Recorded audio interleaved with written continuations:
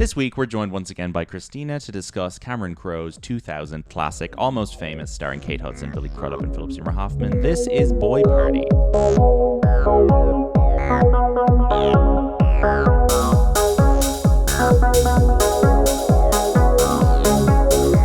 Trashed the dressing room. You didn't play your 35 minutes. You didn't fulfill your contract. I'll report you to every promoter in the country. I'm going to talk to Frank Barcelona. Lock the podcast on him. Hello, everybody. Welcome to Boy Party, the podcast about movies where two or more major stars share the screen. My name is Lucian, and I am joined by, this week, the Billy Crudup and Kate Hudson. The what's Billy Crudup's character called? Russell Hammond. The Russell Hammond and Russell Penny Hammond. Lane in my life. The most English names I've ever heard. Yes.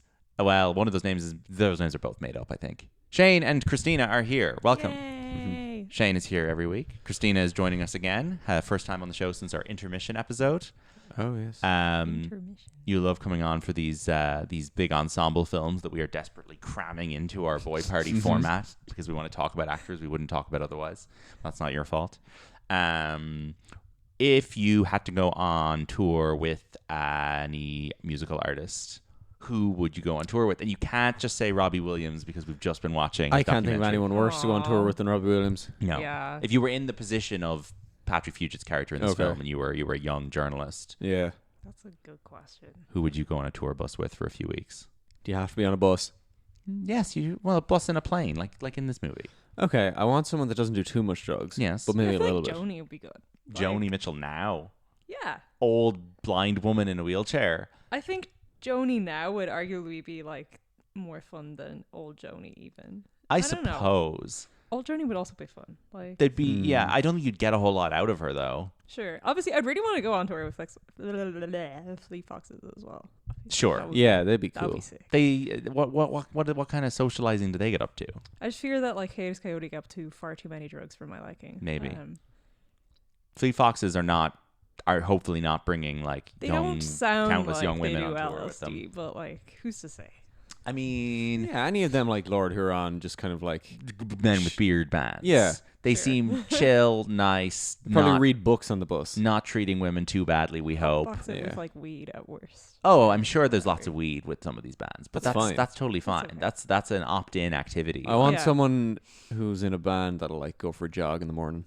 Sure. Yeah. I don't That's gonna know. work. If you wanted someone who goes for a jog in the morning, you might have to go on tour with like Maroon 5 or One Republic or one of these like That's boring. boring. Have That's like not the fun little jog. That's Stinky like- farts. How about David Guetta? That could be fun. No. No? Okay. I like the number one worst answer is Chris Brown. Yes, of course that's the worst. Anyone who is like a nonce, like Yeah, Chris Brown or any of his ilk. sure. I would say Taylor Swift's like pretty awful to go on tour. No, I'd with. say she's fine. You just wouldn't see much of her. No, I could not think of it. but also there'll be a lot of people to hang out with. There's a lot of like fucking sick Make-A-Wish children, yeah. There's also like Oh. all them shows are a little bit like impersonal. Of Yeah, there course. probably is too much admin to be going on tour with her. Yeah. Um, I don't know. The obvious. The people we like. Dua Lipa, Zara Larson. yeah, They'd all be fun. Yes. Yeah, that would be fun. Stillwater, I'm not so sure. And my question about Stillwater is, would Stillwater still be touring in 2025 as a legacy act, or would Russell Hammond be a solo artist a la Robert Plant and Mark Knopfler? Like, what would be the story if these were a real band? Would they still be together? Would Russell Hammond have gotten different band members over the years but still be touring under the Stillwater brand? Like, what would be going on? No, I 100% think that Russell Hammond would be going under his own name, but he might be like the Russell Hammond, Yeah. group. The Yes. Russell Hammond and the Works. Who's the like- closest, Yeah. based on your knowledge, who's the closest real life equivalent to Russell Hammond? Is it one of those? Is it? I'd say he would probably become a Mark Knopfler type. Yeah. Like, But is he the? He key- doesn't sing. He's not as doesn't chill as Mark Sing Knopfler, very but, well. like- That's the thing. Was Knopfler always a good well, singer? no, he's not a great singer. Yeah. But So that's maybe it'd kind be of similar. his But Mm. Russell shtick, Hammond like, doesn't it sing at all in works. this. No, he does. Jason No. Lee is the singer. Yeah, Jason Lee is the singer. No, he could just be a guitarist. Like, Yeah. You wouldn't sell as big shows though, as sure. big shows if you weren't singing. Yeah, Yeah, you know like- what? It's a good question. I don't know. I Tough to think say. like the old Red Hot Chili Peppers guitarist went off on his own for a while, and Did just he? John Frusciante, he just had some moderately successful albums. Sure. Well, Johnny Greenwood from Radiohead does Yeah. all the pop Yes. PTA scores, but he And, doesn't like, tour. Johnny Marr kind of has gone. Johnny off to Marr do his can own sing thing. though. Yeah. Johnny Marr is just a good enough singer to sing Have we heard Russell Hammond sing? I actually No, can't remember. he doesn't sing in Billy this movie Crudup at all. can sing, kind of. Billy Crudup can sing. As I in know that he can film sing. where he plays guitar. Oh, because in the his son died. what's that movie called? Man Overboard. It's called or like something. it's called like oh shit, what is that film called? Maybe he'd become like John Williams type, not like John Williams the composer, like John Williams the guitarist. Sure, yes. I think type what of act. bands are. Well, Billy Crudup, while I find out the name of that terrible film he's in, he does sing in the morning show. There's a great episode where him and Jennifer Aniston do karaoke of a song from Into the Woods. Oh, yes, and they sing at a party. "No one's gonna harm you, Yeah, not while I'm yeah. around." And well, let's just say he's as good of a singer as Jennifer Aniston is. Sure. That movie that he's in is called Rudderless. Rudderless. And he was a both thing. We'll talk about Rudderless. We'll glaze over that in a minute I go through Crudup's career. But first of all, I would like to read out some of the alternative working titles that Cameron Crowe had for this film, and I want you guys to tell me if you think any of these are better than Almost Famous. I don't think Almost Famous is a very good title, and I think that it puts people off this film because it sounds kind of lame and cringe. Yeah. I think this movie should have a cooler title. No, I'm fine with it. But he couldn't come up with a title until the last minute. Okay. This is what he was working off of. My Back Pages, Tangerine, Coda, which would go on to be a Best Picture winning film. Tangerine's also another film. 1,000 Words, Yeah. which would go on to be Another film. Eddie Murphy film. God. Superstar, No. Songs for Beginners, Stillwater, which would go on to be a Matt Damon movie. I think Stillwater's the best one. There. I think it is the best one. Rewind to the End. No. My Opening Farewell. No. These are far too complicated. No, these are all like, these are Yeah. contradictory words. Original cover. Rock School. No. This is just before School of Rock. It's funny. These are all really short. 1,200 words. On the Way Home. In Through the Outdoor. Through spelled with U.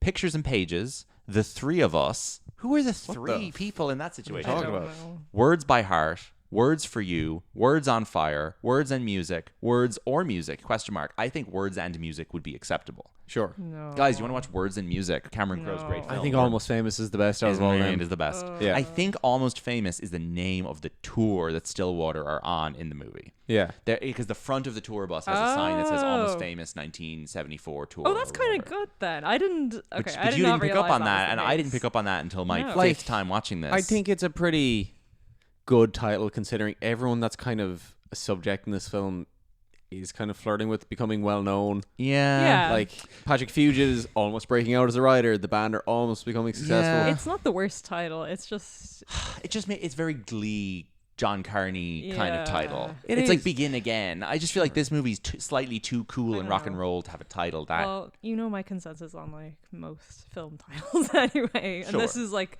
it's a little bit better than the average, but I'm sitting here with people who are physically incapable of remembering the title. Maybe you less so. We Live in Time. I just I can I remember like- time. no one in my no life. image is coming to my can- mind when you say Do you that not know right what that now. is? Is that the one with Andrew Garfield? Yes, in? it is. Okay. This, But this that is- took me like People are 10 weeks allergic to- to this title. No one can remember it. I think Almost Famous might have had the same problem in 2000, where people were like, "Which one's that again?" You'd be like, "Oh, the one with the girl with the sunglasses But on the we all poster." live in time. Yeah, we do, and we're all almost famous. We're on a podcast. So Stillwater was for those of you who haven't seen this movie, it stars Patrick Fugit as a young music journalist who goes on tour with a rock band in the 1970s and 1973. And we're not going to talk about Patrick Fugit because he's not a famous person. So we're going to be talking about the film's other three stars. First billed, Billy Crudup, Academy Award nominee Kate Hudson, and its best performance, I would argue, with the "and" credit, Philip Seymour Hoffman. We don't talk about people on this podcast who have an "and" cradded almost ever because it kind of goes against the entire premise of the podcast. Is this our first? This is a very sweaty boy party cramming in example, but Intermission was as well. I don't think it's our first case of doing that. No, but I mean, is it our first Philip Seymour Hoffman? It is our first Philip Seymour Hoffman. Yes. Really? mad. Oh wow. Philip Seymour Hoffman doesn't get treated like a big deal in a lot of films that he's in, not until guess. much later in his career. And Yeah. The Master. And The Master is maybe the only boy party movie you could do. That and Before the Devil Knows You're Dead. Him and his mom. Magnolia? Magnolia, I think, would be too much of a stretch for this podcast. I think it's like that's a film where you're dividing things up so equally between 10 or 12 people. Yeah. There's almost no lead performances in that. Even They're not less so competing than- leads. I No, guess. even less Yeah. so than Contagion. Sure. But anyway, this film has a great cast. It also features Frances McDormand, Jason Lee, Zooey Deschanel, Anna Paquin, Bijou Phillips, Noah Taylor, Jay Baruchel, Rainn Wilson, and in the greatest contribution he's ever made to popular culture, Jimmy Fallon. Oh yeah. Anyone want to give me a quick run through of the plot based on a month and a half ago when we watched this? Young journalist Patrick Fugit. I can't remember his character's name. William Miller. Willie Millie. Bill Mill. Bill Mill is a rock fan and rock journalist, but he's young and doesn't really have a job. Yep. So he runs a website called BuzzHub. Yeah, he probably runs a blog or something. And 70s blog. Sure. School newspaper. School newspaper. That's it. He's a school newspaper Yeah. kid. And he goes off to a local radio station run by Philip Seymour Hoffman, who's a real purist and rock and roll is dying and yada yada, that kind of guy. Mm-hmm. Cool guy, very cynical, kind of shouty. Gives him good advice, sends him off to write a piece on his behalf. Yeah. He gets some commission for Cream magazine or And I he guess writes Rolling Stone. Yeah. His first article for Philip Seymour Hoffman, I think, is pretty good, and Yeah. that gets the attention of Rolling Stone, which had only began publishing, I think, 3 years before this film came out. And printed on newspaper paper. Printed on newspaper Not paper, before the film came out, before the film was set. Before the film set. This film Yes, come out in sorry, 1973. excuse me. I think Rolling Stone started in 68, 69. Sure, okay, that makes sense. So I'm not sure what level of national Interesting. popularity it had. I guess you're making movies about it. Will we see who's Yeah, on I the think it first? was While I'm fairly talking, big. while Well, we're talking, the film I'm was gonna look made up who's 3 on the years first ever cover of Rolling Stone. Anyway, keep talking. Yeah, I actually don't know how significant being writing for Rolling Stone magazine at the time would have been. It seemed I to be a would've pretty thought, big like- operation. I know, but Yeah. is this a fabricated operation based on the future knowledge that this has become like the biggest music magazine? And Maybe, it's just but guess Cameron guess Crowe. who's on? Guess who's on the front of first ever cover of Rolling Stone? Very easy to guess. Beatles. John Lennon. John Lennon. Yeah. Okay. Fair enough. Yeah, I think I looked that up at the time. Anyway, he tries to get in with who's the band he's trying to get in with initially? Oh, it's is it Black Sabbath? Black Sabbath. Yes. Yes, Black Sabbath. He's trying to get a story of Black Sabbath, and he can't get into the gig because Mr. Security Man, who looks like Bob from Beetlejuice, won't let him in. Yes. And eventually he's knocking around the back door of the stage where the gig is on, and Stillwater are coming in as a sport act, and he kind of Because all their groupie girls are hanging around. all the groupies are hanging out, but he makes some comments to Stillwater that like, oh man, you're sick of guitar, I love it. Yeah. And they're like, I like this guy giving me compliments, come with us. Yeah. And then they develop some sort of friendship kind of relationship. He's a child, so I'm not sure what the dynamics are. He's just like a child who tells them how great they are. Yeah, and they're kind of using fine long with that. words. Like yeah. And Russell Hammond and Jason Lee are like, beefing he asks over if he who's can the- write a story yeah. about them, and they let him come on tour, basically. And that's kind of it. They go through various adventures of the tour, different conflicts between the band members. Yeah. And Kate different Hudson scenarios. Yeah, plays Kate Hudson. this kind of central groupie who is sort of a girlfriend of Russell Hammond Kinda. in a kind of creepy way, but she's we don't really know what age she is, but Oh, she's she's a child. a little bit she older says she's than 16. she's a She little says she's bit a lot of older things. than I know, William, but we but- can't really tell. Yeah. And They she's using kind a of fake imply that name. She's she's young enough that child. William can be into her, but also that she can be depicted with Billy Crudup in the film is not Yeah. instantly like a horror film. Yeah. But it's still it's it's disconcerting. it's The a relationship. It's I a, don't know. it's I'm a film. convinced she's 16 personally. Sure. It's hard to say. It's the 70s. A lot of Probably. things went that don't Yeah. go anymore. But Anyway. the film is very is not uncritical of that dynamic at all. Between her and Billy Crudup. No, it's a bit of a Call Me by Your Name. She's setup. being little used by him Sure. purely, Yeah. and she ends up trying to kill herself and takes a bunch of pills at the end. I feel like there's a bit of like an aura to this where she's kind of Yeah. projecting that she has a lot of power in the situation, but doesn't really, yeah. Never really does. 'Cause you can't in that. Yeah. sort She of is setup. kind of the life force of the entire tour in many Yeah. ways, and all of these men, not, be to, it not to make a pun, but she's kind of the muse of the yeah, Russell exactly. Hammond. I had to get in there. And it seems like all of these men are just about functioning in their day jobs around the energy that she's providing them Yeah. with. It's interesting. But it's a really long film. I unfortunately was only able to source the extremely long director's cut, the bootleg cut, to show these guys. Because, folks, I'll tell you a little story. I ordered this film on Blu-ray all the way from France, I guess. And I get in the post Presque Célèbre on 4K Ultra HD, which I am not able to play on our regular Blu-ray player because it's a 4K Blu-ray. So I couldn't watch this film on the theatrical cut despite buying a copy of it that I'm currently holding in my hand, shaking viscerally. So we ended up having to watch the bootleg cut, which is almost 3 hours long. It's not. It's 240. Oh, it's 240, but it's 40 minutes longer than the original cut, Yeah. which I much prefer. And the only difference is that it stretches every scene out by like an extra 30 seconds and adds like an extra gag on to every scene. And then throws in a scene at the end where William and Penny basically have a conversation that just sort of, makes all of the implied themes of the film explicit for the stupidest viewer to understand of like, you don't understand. I've been in love with you the whole time. Ooh, that's just Dating this older man is actually bad for you and you shouldn't do it. Yeah. And they just say all these things that from watching the film. They just say them out loud like for the idiot at the back of the room. That's a weird, clunky scene that kind of takes part. So screw the bootleg cut. The theatrical cut's better, and the film should be called what it's called. So we're happy with all those things. Happy with all those things. So if you're watching this film for the first time, watch the original version. Whenever it's shown in cinemas, as at retrospective screenings, it always gets shown in the original version, I'm pretty sure. So that's good stuff. So Patrick Fugit, not someone we're going to talk about too much today, but he is a fun actor who still pops up in things. Doesn't have an amazing career, but he's in Gone Girl as one of the detectives investigating the disappearance, and he is cast by Cameron Crowe in We Bought a Zoo, which is a nice use of him where he plays one of the kind of zoo guys. But I don't know. Good zoo boy. Good zoo boy. He still just kind of looks like he's 15, even though he's in his like, I don't know, late 30s, early 40s. There's not really much you can do with someone who looks like that. He still has the same haircut?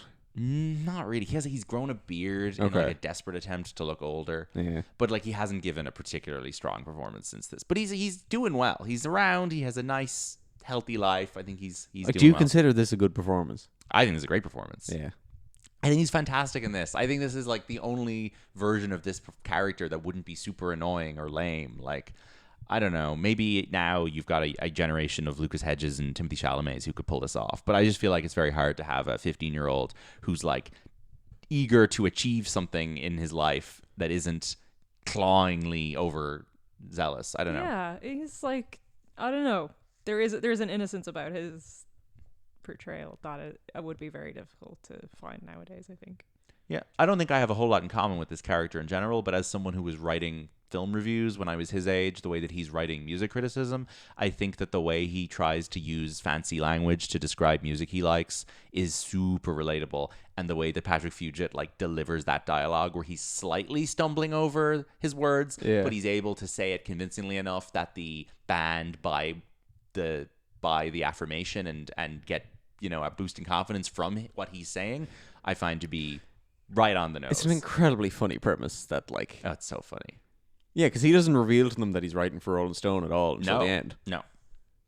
And then they're just like, yeah, sure, come along. Yeah. I thought they knew. Okay, No. That So actually makes a lot of sense. No, they know he's writing a piece, but they don't know what Cree exactly magazine it is. or whatever. Yeah. No, that makes sense. Now that you But say I it. think he like feels like a very real person, and he has this like lovely relationship with his mother, who is like clearly a nightmare, and there's a little bit of weird conservatism to her that makes her not entirely sympathetic as like a controlling parent, but still she's clearly got like, and also she's clearly like horrible towards the sister, the Zooey Deschanel character, who she like treats like shit. I don't know, like he literally thought he was a different age. Yes. Because she told him he was 12. Yes. But that's because she wanted to accelerate him through school and not make him and feel he's bad. smart and he's extra mature. And then he's able to go hang out with a bunch of adults. You know what? I guess that's actually not the worst. I think way what to that does approach is situation. she's created a teenager who can hang out with adults for a whole movie. Sure. I think that I think that the way he treats his mother is like exactly the right amount of respect considering the crazy way she's brought him up. He does call her, but he doesn't go home.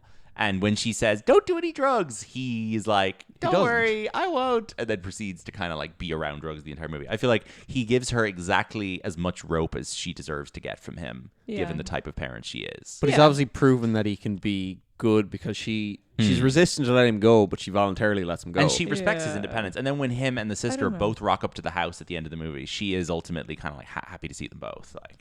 And you kind of see that there's a glimmer in her eye that like she realizes that she did do an okay job with both of her kids. She's still like really mean to the daughter at the end. She's though. so mean like, to the daughter at the end. Yeah. She's obviously got a very specific type of internalized misogyny that a certain type of like, alternative mother would have, but also she's weirdly neither a hippie nor a crazy Christian. It's kind of hard to tell what's going on with her. I think she's it's just somewhere down the middle. Know, that like age that generation. Yeah. Like, What's the be Christmas very gag? uncommon not She to have does it that in September to internalized avoid the misogyny. commerciality of it. Yes, which I kind of like. That's funny. Yeah. But I can't tell if that's for like anti-capitalist reasons or for. Yeah, it seems it's both. But she's anti-capitalist, but then she also bans Simon and Garfunkel from the house because she thinks it's crazy hippie drug music.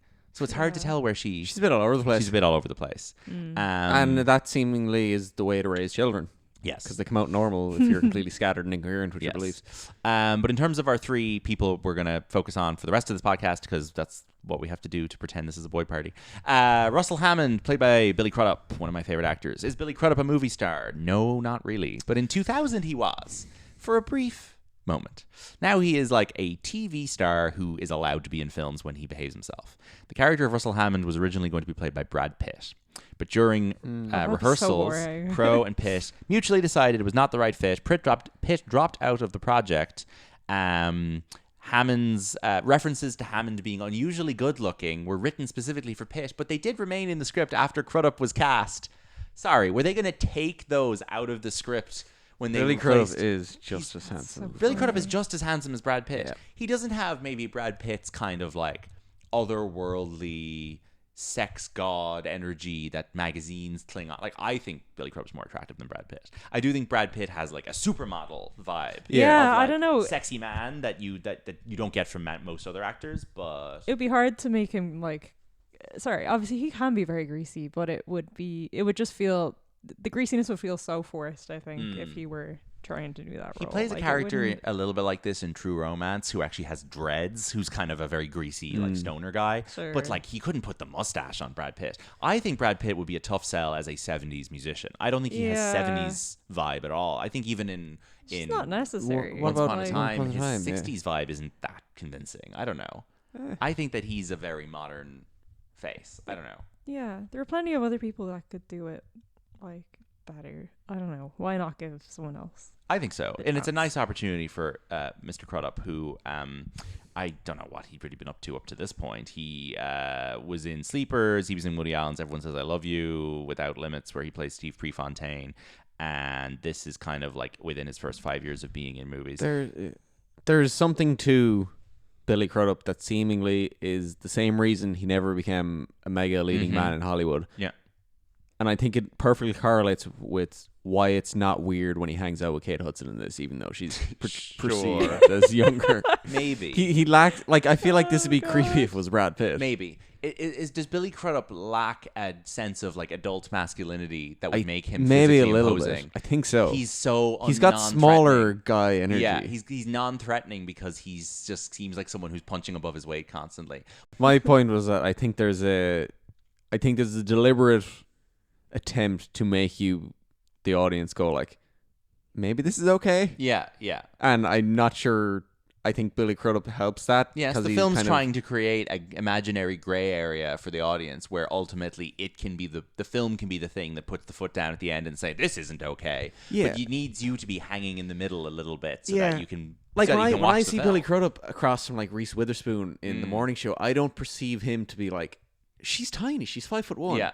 But I don't consider there to be like a physical power sense there. No, not at all. He doesn't like tower over her I in agree. a way that kind of affects And his the dynamic. character in that show is the source of all political power in that world. He is the head of the network. Yeah. He's everybody's boss. And yet every single character in that show, especially the two female leads, are constantly talking over him and telling him what to do. And he can't really do a whole lot about it. And it leads to him having these hilarious little outbursts where he's like, I'm the boss around here. Because he's never able to assert that.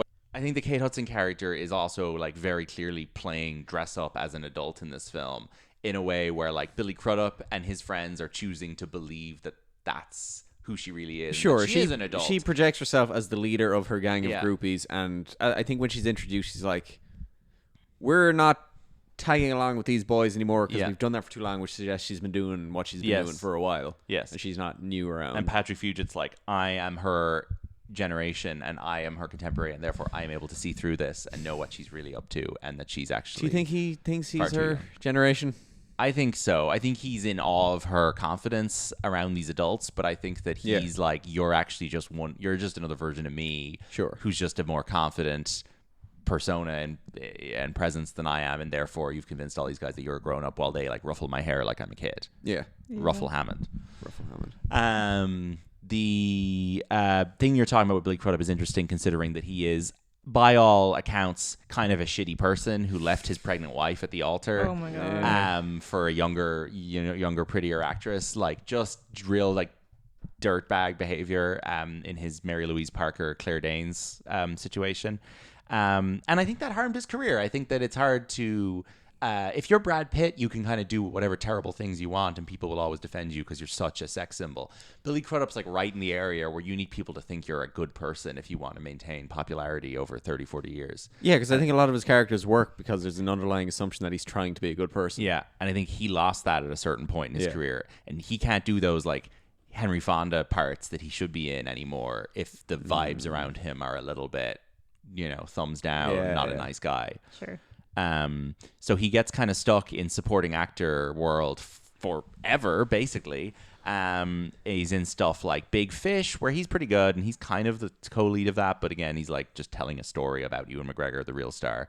Stage Beauty is a film he's really good in with Claire Danes, said wife that he ran away with. Oh yeah. And he plays like an actor in that who's like basically doing it's set in times where men played women on stage because they didn't let women be actors. So Billy Crudup is the female lead of the theater company, and then Claire Danes rocks up and basically like steals his work as the lead actress. Am I right in remembering this? Because there's a lot of Billy Crudup in drag in that film. Yes. And then he basically has to like reassess his relationship with masculinity when an actual woman shows up to take the parts. And that's a really, really good film. And the two of them are great in it. And he's just like, he's beautiful in that because he's constantly flipping between dressing up as a woman and being a man. And it's great.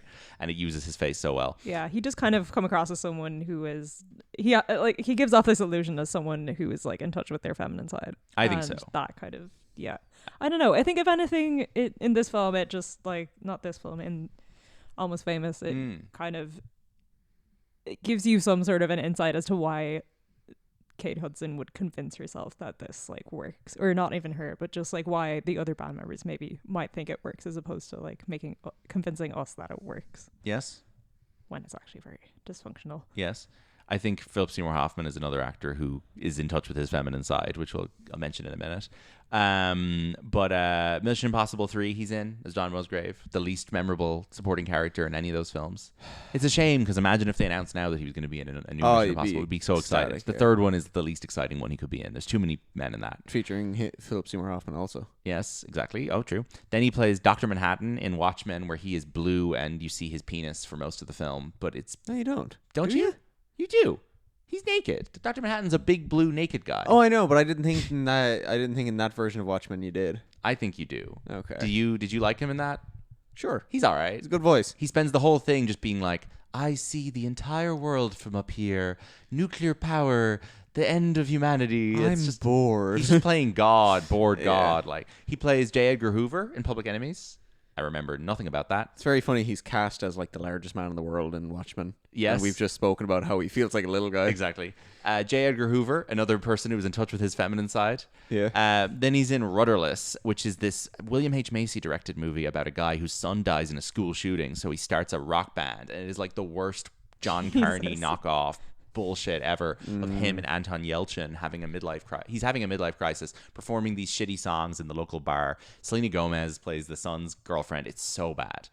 Then he's in the wonderful Noah Bushell movie Glass Chin with Corey Stoll, where he plays like a creepy art dealer gangster guy who gets Corey Stoll working for him as like a fixer. Such a good film. Highly recommend everybody check it out if you can find it. He's in Spotlight as like creepy lawyer, which is kind of what he's best at. Then he plays creepy journalist in Jackie. Then he plays like a Russell Hammond type in 20th Century Women, where he's basically like nice Russell Hammond. He's like 70s hippie mustache man who lives in Annette Bening's house, and it's basically like a commune of women who have chosen to live away from men. But Billy Crudup is the one exception they'll make because he's such a feminist and a good use of him. He plays the Flash's dad in Justice League, a role he managed to get out of, and he's replaced by Mr. Man, Office Space. Ron Livingston? He's replaced by Livingston, in the later movies. and he plays Cate Blanchett's husband in Where'd You Go, Bernadette, and he has not been in a theatrically released film in 5 years. Damn. Now he exclusively appears in television shows, The Morning Show, and of course his Apple series about the guy with the moon properties. Hello Tomorrow. Hello Tomorrow. And he is about to appear in J. Kelly, TBC, the new Baumbach movie with Adam Sandler and Ben Stiller, where he is like fourth billed, which is extremely exciting. I think he's probably going to play like... Wait, you mean George Clooney? Who did I say? Ben Stiller. Sorry, George Clooney and Adam Sandler. Yeah. Where he's, I presume, going to play some sort of like lawyer or scumbag guy in an office. He's a guy in a suit now. Yeah, and he's wonderful on The Morning Show, and he won an Emmy for The Morning Show. He's so good in it. I think his performance in The Morning Show, not to overstate it, is one of my favorite pieces of acting of the last 15 years. Oh, it's so good. I really love it so much. He plays Corey, the network head, who basically, we've already said it, but just incredible. Look up some clips of him on that show. He's, Chris Ryan once said he's the person who has, what was it? He's like no, I can't remember. Never mind. I'm cutting that out. What's the trailer we watched yesterday with him? He's like a lawyer or something. I'm drawing a blank on what happens. It wasn't Spotlight. It wasn't Thin Ice. I think it was Spotlight. Okay. Is he defending? Yeah, he's a lawyer. Sorry, for the, Spotlight. Yeah, he's a creepy lawyer in Spotlight. Spotlight. Yes. That was it. He's very good. Kate Hudson, who is now, as well as being an actor, a hugely successful musical artist who puts out music on Spotify. Hugely successful. Yes, and has put out an album that absolutely everybody has loved, and she sells merch with her name on it and everything. She's sort of doing like a Gwyneth Paltrow micro level thing. Okay. Instead of setting up the crazy self-help website, she's doing like, I'm gonna have a music career. Yeah. She's an interesting like Gwyneth Paltrow. I feel like she's more of a Nicole Kidman type. Maybe, but Nicole Kidman is beloved and an sure. icon for, gay men and Australians in a way that Kate Hudson will never be, I fear. Yeah, she Australian? Kate Hudson's the uncool version. Kate Hudson would have That's really mean. But I think Kate Hudson would be a lot uncool better by choice, if she was Australian. I think the problem with Kate Hudson is that she's the only actress of that ilk who isn't Australian. She does, apart from Gwyneth, and she doesn't know what to do with herself. Yeah. She's of course the ex-wife of our favorite singer-songwriter of all time, the greatest modern 20th century rock star, the Russell Hammond of our days, Matt Bellamy from Muse. Has this informed her musical ambitions? One has to assume. I think also her starring role in Sia's debut film Music has helped with that, but I don't know. I think being married to Matt Bellamy is like a massive red flag, but also I feel bad for her that she had to deal with that. I mean, he might be an okay guy to be married to, but he just seems like a very annoying person and probably has terrible opinions. But, we've all been big fans of his music at various points. We have. We liked when he sang about theoretical objects in space. Yes, and I don't like when he sings about "We Are Fucking Fucked" and it's Halloween. You make me feel like it's Halloween. Probably a song dedicated to his wife, Kate Hudson. She makes him feel like it's Halloween. Kate Hudson, you want to guess her total box office gross, Shane? Ooh, 2.9. 1.7 billion. Okay. For someone very, very famous, who I think is a household name, she has really never been in. I thought there'd be a few films. Just random fourth build performances that would boost her up. There aren't. Like the Deepwater Horizons of the world. Deepwater Horizon is an isolated case, which we'll get to in a sec. Yeah. She's really only ever the lead in most things she's in, which is kind of cool.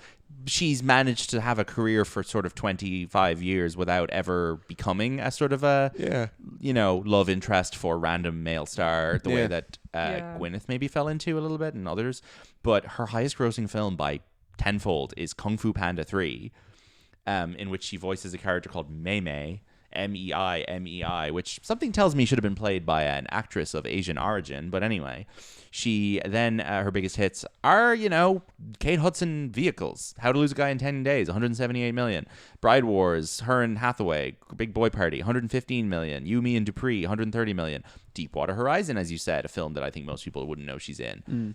We watched Deepwater Horizon last year. The Wahlberg's wife is played by Kate Hudson. Yeah. In the most polite terms possible, when they showed images of the real guy's wife, you do have to wonder how hard she bartered to have Kate Hudson play her in that film. This was a role that should have probably been played by like Margot Martindale or Anne Dowd, in terms of age and in terms of vibe. I mean, if you're sticking Wahlberg in there, you've got to age down and glamourify the wife. But it was really funny. Another McConaughey collab, Fool's Gold, The Skeleton Key. These are all shitty movies. Something Borrowed, Mother's Day, Raising Helen, My Best Friend's Girl, The Four Feathers. This is one of the worst movie star careers of the last 25 years. I feel no shame in saying it. These are all 2-star and 1-star films, with the very small exception of Almost Famous. And then basically one other good film she's in, which is Glass Onion. Where she is on the island with Norton and Craig and co. I don't remember what she does in that film. I think she plays like a social media influencer. Maybe she's playing kind of a Gwyneth Paltrow type. Is she not doing like the Portia de Rossi Arrested Development type character? Oh, I guess, yeah. She's just kind of like delusional, silly and rich lady, like... I don't know. I don't think it's like the most important part of that movie, but it's fine. She received her only Oscar nomination for Almost Famous. This film got 2 Best Supporting Actresses nominated, her and McDormand, which is an incredible achievement. I think both deserved. I think she's kind of the lead actress of this film. Oh, yeah. I think that's a bit of category fraud, but that's fine. I think they both deserve to be nominated. I think it's interesting that they both get nominated. Are they in any scenes together? I don't think so. No, there's no crossover. No, I don't think there is at all, which is fun. How often does that happen? But I think that's a perfectly respectable nomination. This film also nominated for Best Original Screenplay, Best Editing. Good nominations. I would have also nominated Crudup and Philip Seymour Hoffman, but sure. those are good nominations.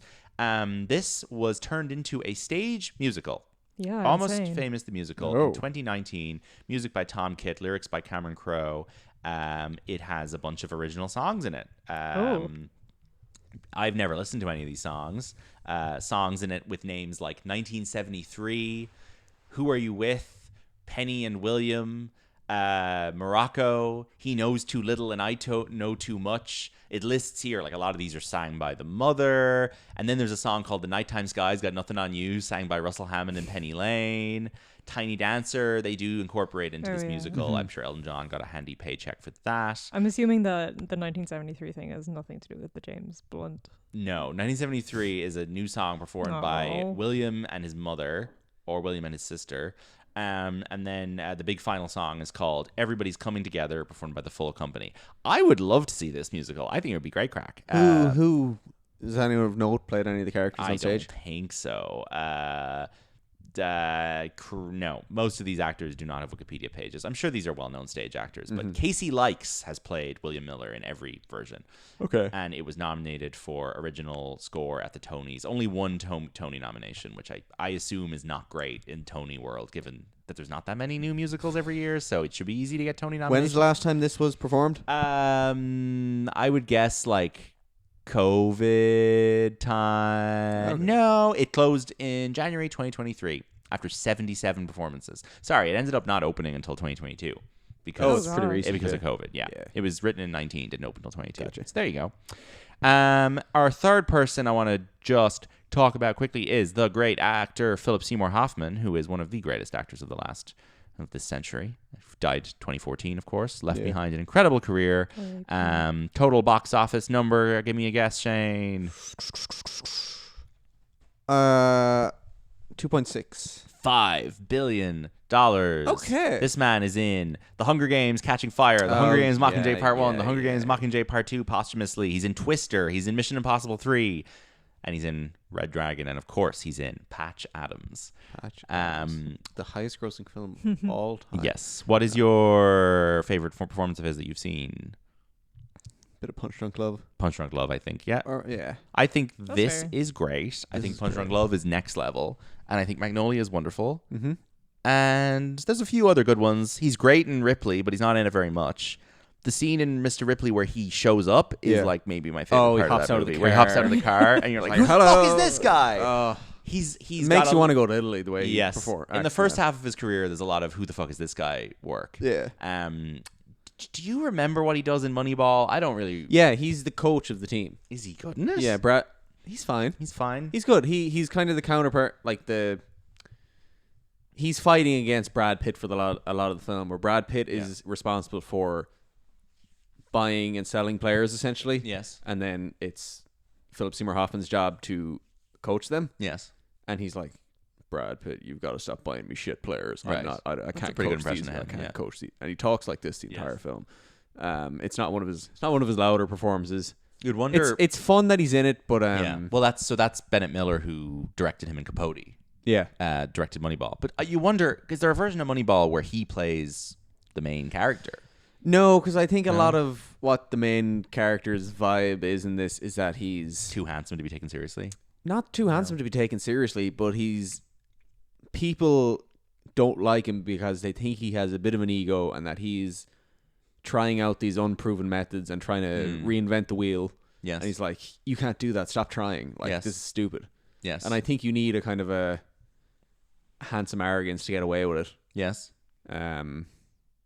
And like the whole part of the plot is that he's like an failed superstar prospect. Sure. Okay. Philip Seymour Hoffman would be less. Yeah, like Brad Pitt was like projected to be the greatest baseball player. Yes. And then he just completely flopped. Yeah, yeah. So that's kind of his background, where he was a bit of a letdown failure and he's trying to make up for things. But he has that background of being a sports star. Yes. Philip Seymour Hoffman, not so much. It's based on a real guy, like. So. Yeah. I see. I think people more eloquent than us have spoken at length about why Philip Seymour Hoffman's so great. But I think like there's just a versatility to how unconventional looking he is. Yeah. But also his vibes are so easily able to be projected between playing like hard men and playing very feminine characters. He plays like basically a trans woman in the movie Flawless with Robert De Niro. He plays like a lot of gay characters. Truman Capote, obviously, his Oscar win. He does like borderline like he does a lot of man-child kind of things. Yes, he can do a lot. He can do like Adam Sandler type performances, yeah. And then he can do crazy, intense Paul Thomas Anderson, like the scariest guy in a room. Like he's terrifying in Mission Impossible 3. He's terrifying in Mission Impossible. He's terrifying in The Master.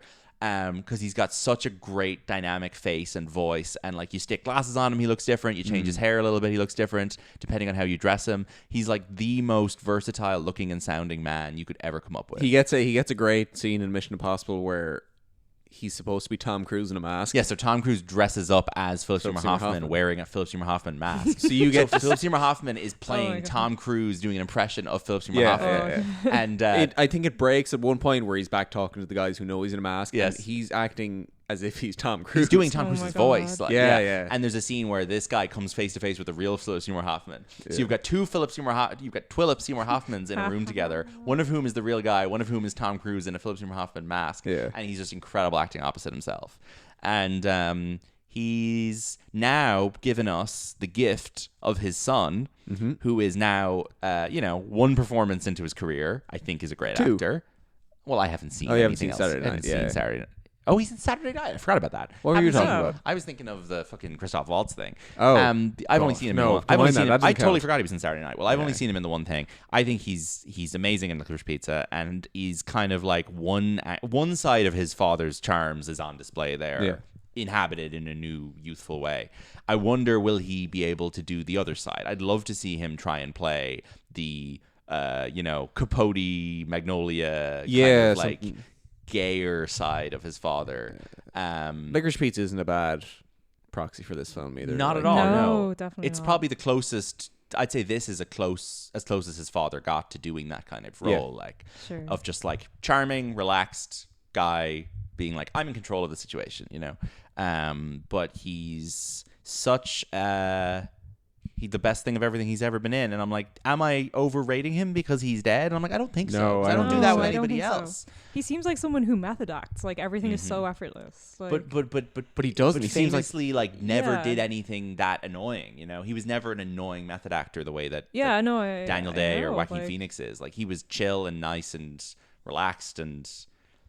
He was a drug addict, and maybe that made him a bit more fucking relaxed as a performer than some of these guys who. Well, I think method actors wish they were him. Yes, absolutely. Like he's too good for that shit. Like he didn't need the box of tricks. I think because he had it completely ready to go. Do you consider him an A-grade leading man movie star? He became one by accident, I think, in the sense that he wins an Oscar for Best Lead Actor, and as happens with a lot of people, especially with women more so, because you're less likely to be slotted into a handsome man box if you're an Oscar. They find ways to make you an unconventional lead where they'll build shit around you, and like after he wins his Oscar, he's the lead or co-lead of stuff like Doubt.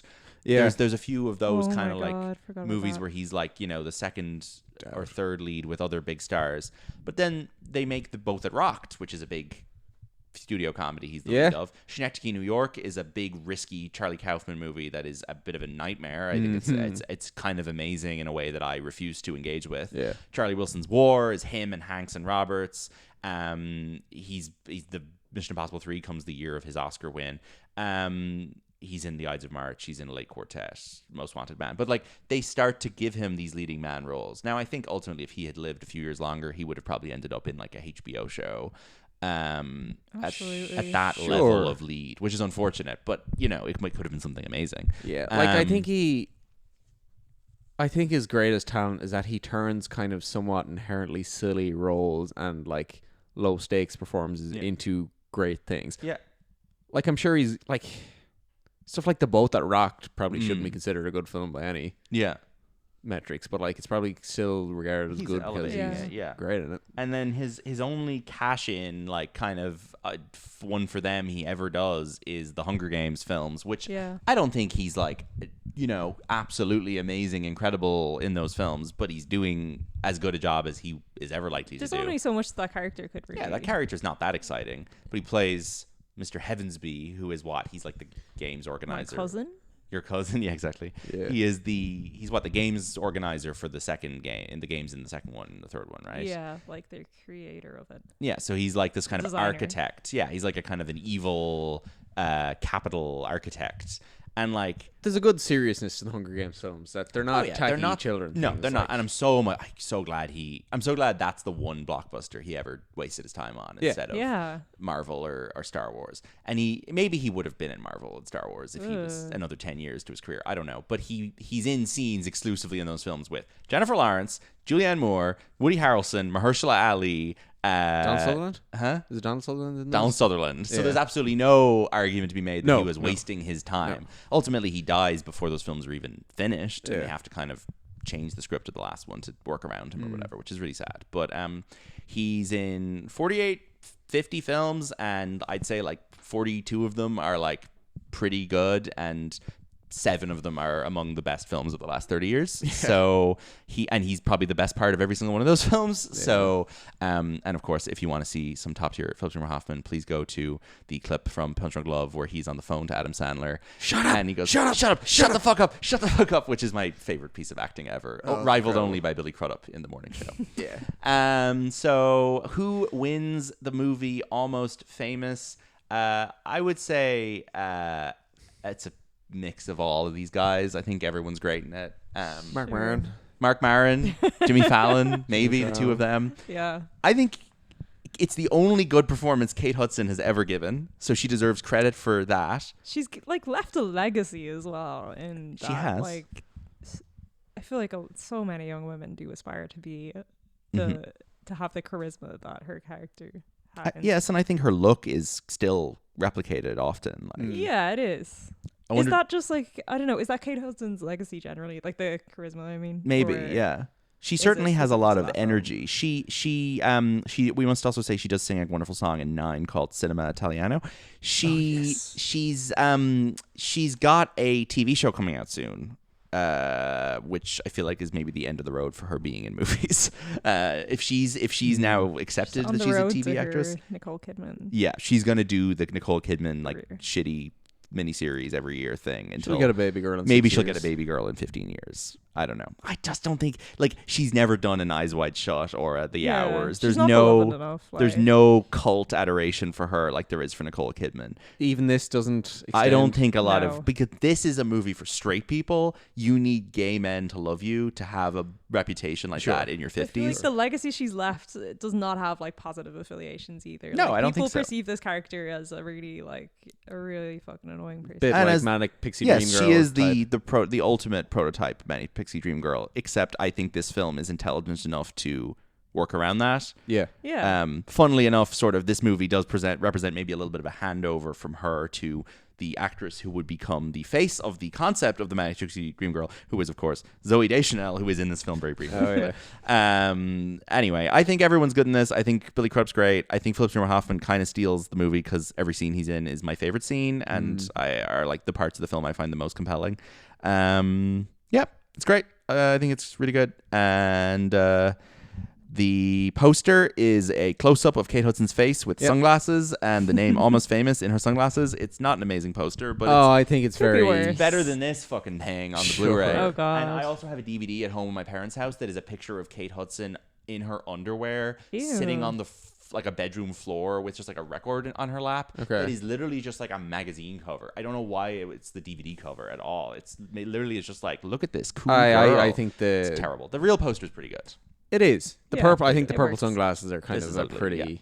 Yeah, sunglasses posters are good. I'm not And gonna the call it post, iconic, and but you know what I funnily mean. enough, the poster for the show Vinyl ends up kind of ripping it off, where it's Bobby Cannavale with the sunglasses. And Vinyl is trying to be this movie so bad. I watched this film like literally a day, I'd say, before I started watching Vinyl as well. That's funny. So I have like before we watched this, like just you were mixing up bits of Vinyl. yeah, I like I don't know. My perception of the film is like so confused, basically. Yeah. Sure. So I just keep combining the two. I have no sense of like which parts are, you know, the extended edition that we saw or anything like that. Like Cameron Crowe, quickly as a director, is someone I like a lot. He, of course, directed my beloved Vanilla Sky, which is, one of the most insane films ever, which I made you watch, Christina, last year, 2 years ago. It's so good. It's great. It has a lot of the actors from this in it. Also Penelope Cruz, Cameron Diaz, Tom Cruise. I just remembered, sorry, interrupting. I actually saw Vinyl like 2 hours after I saw Almost Famous, I'd say, for the first time. Okay, very important info. Yeah, anyway. very good. He directed Say Anything, which is great. He directed Jerry Maguire, which is fine. He directed Elizabethtown, which is one of the worst films ever made. We Bought a Zoo, which I really like, and Aloha, which is terrible. And now he is in the process of writing a Joni Mitchell biopic with Joni Mitchell. Is he one of the few elite directors with a 1, 2, 3, 4, and a 5-star film for you? I think there's one missing there. I think there's no 2-star film there. Yeah. I think there's a 5, a couple 3s, a 4, and a 1. Yeah. 2 1s maybe. But he's working with Joni Mitchell right now to make her biopic with her, which we'll see how that turns out. I'm not sure who's gonna play her. Kate Hudson. Daisy Edgar Jones is probably gonna end up getting that. Like, No. who else? Fine. Like, you got who's that? That age and brunette and tall and thin. It's like she's definitely top 5 choices for that, I'd say. Sure. But anyway, that's Almost Famous. Shane, do you have the box office? So this movie opens in, what is it, September 22nd, 2000, and on a budget of 60 million. What are you looking up? September 15th. All right. And on a budget of 60 million, it makes 47.4 million. It is not that successful. Yeah. This didn't open number 1, obviously, because limited release. Limited release, 130 screens. Okay. Opened number 8. Sure. Isn't too bad. Number 1 this week. Okay. Is a film starring James Spader. All right. A film starring James Spader. A friend of the show has directed James Spader in a movie once, but I don't think it's that. I'm gonna need more clues. I have no idea what stars James Spader. Okay, this is nobody has seen this. It has a 2.4 rating on Letterboxd, so it is not considered a classic. Great. Directed by a guy that has directed 2 films. Oh, Jesus Christ. The other film he directed was called Haunted Ship. Yeah, I don't know. You're gonna have to tell me this one. I'm not gonna get This it. is Joe Charbonnet. I have no idea. That's the film or the director? No, that's the director. I have no idea. Tell me. James Spader, Keanu Reeves, Marissa Tomei. No idea what this is. This is The Watcher. Sure. Yes. Nothing to do with the movie The Watcher That came out last year. with Michael Monroe, or the TV show The Watcher with Bobby Cannavale and Naomi Watts, yeah. or the movie The Watchers by M. Night Shyamalan's daughter. Nothing to do with any of those. The Watcher, Ryan Murphy. Did you Yeah, mention that? that's the show with Naomi Watts. Yeah. There's so many things called The Watcher on this. There's so many things called The Watcher. We've got The Watcher 2016, 2021, 2022. All right, what's next? 2018. Next up is a new film this week that I've never heard of. So I'm going to give it a little search up. Yeah. An Anton Fuqua film. Okay. Is this Training Day? Nope. Interesting. It does have... No, never mind. This guy's not in Training Day. It's not Training Day. David Morse is second lead. David Morse second lead. Is first lead... So first lead's not Denzel? Nope. Is it Ice Cube? Nope. Is it a black actor? Yeah, you're in the right ballpark. So it's not Ice Cube. Is it a rapper? No. It's not Will Smith. No. He performed. It's Jamie Foxx. It's Jamie Foxx in 2000. Mm-hmm. Anton Fuqua. I don't know. I need another clue. Give me the tagline. Alvin Sanders is going to help the feds catch a killer. He just doesn't know it yet. I don't know what this is. Tell me. Bait. I've never heard of that. Okay. So Training Day is the year after this. Then. Jamie Foxx, David Morse, Robert Pastorelli. Robert Pattinson. All right. Grand. What? I was joking. Okay. Fuqua does Training Day like a year later. Yeah. Okay. Boring. Yeah, no one there that I know. 2000's not a good year for number 3. movies. Yeah. Another film I have to look up. This is a great sign. You know, it's a good time for cinema. I'm sorry. It is September, to be fair. September is not exactly when the good stuff comes out. No. Not in 2000 anyway. This is a film you've given 1 star. Let's see what your review is. I had just turned 3 when this... This sucks. Why do people say good things about this? Oh, bring it on. Bring it on. Yeah. Bring it on so bad. Brendan watched, I think, 5 straight to streaming Bring It On sequels. Yeah. Bring It On, starring Kirsten Dunst and Gabrielle Union, a cheerleading movie directed by Peyton Reed. That movie is awful. So bad. And people love it. What's it about? Cheerleaders. Okay. Oh, I think I've seen clips. It's crap. Before. It's so bad. Okay. All right. It makes Glee look like fucking Almost Famous. That's mean. Glee is good. Yeah, but it makes Glee look like a next level great. Yeah. Like in terms of its depiction of the competitive cheerleading world. Oh man, we're really in a. Yeah, this is what September used to be like. Okay, we've got a film here that features Aaron Eckhart, Greg Kinnear, Chris Rock, Renee Zellweger, and Morgan Freeman. To put it neatly, The Boys. No, I don't know what. No. I don't know what this is. This is we got some Alice and Johnny in there. I don't know. This could be anything ever. This is a Neil LaBute film. Is this called? Oh, Neil LaBute. This isn't like Along Came a Spider or something. No. There's no. Judd isn't in this. Ashley Judd. No. Nope. Okay. I don't know what this is. Nurse Betty. Jesus Christ. And who's the nurse? Renee. Renee is the lead. Okay. I don't know what the fuck that is. Renee and Morgan. Nurse Betty. Nothing to do with the show Nurse Jackie. No. Okay. She's chasing a dream. I think we need to move past this game. It's not going well. Even though in the image she's working as a diner waitress, but okay. That makes no sense. Okay. Nope, not at all. Next up. Do one more and then we're moving on. A thing that does not exist. A thing that does not exist? Yet. What do you mean a thing that does not exist? Just flying cars. A noun. A noun? A specific job that doesn't exist yet. A job that doesn't exist yet? Yeah. So this is like a job people will have in the future. This is like it's not a like real RoboCop. job, but taking place in a location that doesn't have this job yet. A location that doesn't have this job yet. So like an underwater... Close. Yeah, you're in the... Underwater thing. Or a space thing. Space Cowboys. Space Cowboys. There you go. That's a boy party. Clint, Sutherland, Tommy Lee Jones, and... James Garner. James Cromwell.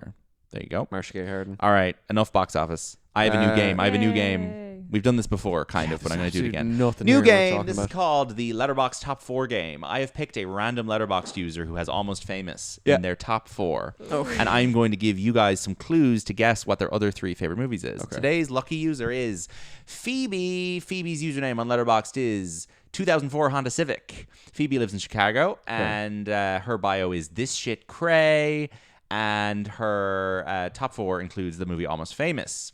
It also includes a film from 1989 directed by Peter Weir with the tagline, "He was their inspiration, he made their lives extraordinary." Any guesses?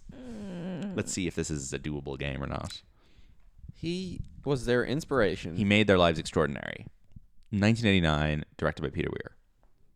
This film has an average rating of 4.3 on Letterboxd. Really? Okay. And a lot of people I follow have given it 5-star ratings. I've never seen it. About a real person? No, I don't think so. Fictional person? I think fictional. And is the fictional person that's about dead in the film? I don't know. I haven't seen the film. Okay. What? The fictional person that's about dead in the No, film? I mean, like... What do you mean by that? This movie's about a situation where there is fictional characters and someone is inspiring other people. Okay, I'm just like, is this a film about people who like a dead artist? No. This is about an environment where one person is inspiring other people. What kind of environment would that happen in? Religious. No, where one person is educating other people. Say the tagline again. He was their inspiration. He made their lives extraordinary. This is a Robin Williams film. This is a Robin Williams vehicle. The movie is Dead Poets Society. Well done. How did you figure out the Robin Williams? I don't know. It just came to me. All right. Next up in Phoebe's top 4 is another Peter Weir movie from 1998. The tagline is "On the Air, Unaware." This has a very high rating, 4.2 rating. Wow. I have given this film 4 stars. And it is some similar films, being John Malkovich, Fight Club, American Beauty, Groundhog Day, and Eternal Sunshine of the Spotless Mind are all listed as similar films. I've not seen most of these. 1998, that's nothing to do with this. 1998, directed by Peter Weir, On the Air, Unaware. TV related. Have either of us seen it? I think you've definitely seen it. Or you've seen part of it. I think so. On the Air, Unaware. Yeah. Is it a newsroom? No. Blah, blah, blah, Jerry. No. Oh my God. Jim Carrey film. Carrey film. Yes, yeah. Correct. Oh my God, what's it called? Oh my God, this is so annoying. Oh. This is a Jim Carrey film from 1998. On the Air, Unaware. I was about to say the Jerry Springer Show, the Harry Truman Show. No one can get it. No. All right, this film's called The Truman Show. Yeah, well done. Yeah, I would have. There you go. Sorry, these are real. All right. Next up is her final of her 4 favorite films is a film from 1965 directed by Bill Melendez. The tagline is that's what Christmas is all about, and then insert the name of the character that's in the title. So someone is saying to this character, "That's what Christmas is all about, Shane Kelly." Okay. This film has a 4.3 rating. I've never seen it. It has an outstanding number of 5-star reviews from people I follow. I've never seen it. Similar films, The Grinch, Rudolph the Red-Nosed Reindeer, Klaus. Yeah. So sorry, the film is called "That's What It's All About" something. No, that's the tagline. That's the tagline. The film has the person's name in the title. Is it just the person's name? No, it's the person's name and then something seasonal. 1965, directed by Bill Melendez. Santa Claus. Not Santa Claus. Not a character that is inherently Christmas. Jack Frost. No, not a character that is only around at Christmas. But it's a Christmas movie. Jesus Christ. No. It's a character that is established character in media who's having a Christmas time. Oh, so does this character appear in non-Christmas versions of films? Absolutely. So it's a real like Mickey Mouse. Correct. It is a Mickey Mouse type creation. Okay. Yes. Mickey Mouse type, or it is Mickey Mouse? No, it's not Mickey Mouse. It is an animated hero. It's one guy and not 3 guys. One guy. Okay. And in this movie, is it like a Batman-y type? No. In this movie, he celebrates Christmas. Popeye. No. Who are the other famous? I'll read you the synopsis. When X complains about the overwhelming materialism he sees amongst everyone during the Christmas season, X suggests that he become director of the school Christmas pageant. He accepts, but it is a frustrating struggle. This is some shit that Americans watch every year. It's about on a TV. child. This is about a little boy. Charlie Brown or A something. Charlie Brown Christmas. Oh, yeah. There you go. There we go. So, Phoebe, your top 4 favorite movies are Dead Poets Society, Almost Famous, Truman Show, and Charlie Brown Christmas. Congratulations, you've been featured on this episode Phoebe, hit us up when we go of to Chicago Boy in 3 Party. months. Thanks, everybody, for tuning in to this episode of Boy Party. Thank you so much, Christina, for joining us to discuss Almost Famous. So you are now almost famous by virtue of having been on this show. I really am. You can follow everybody, the show, on Boy Party Pod on Twitter, Instagram, and Blue Sky. You can visit boypartypod.com for the list of episodes. We will be back next week with more parties, hopefully without Russell Hammond shouting, "I am a golden god," and jumping into the pool. Thank you so much. Bye-bye. Get home safe.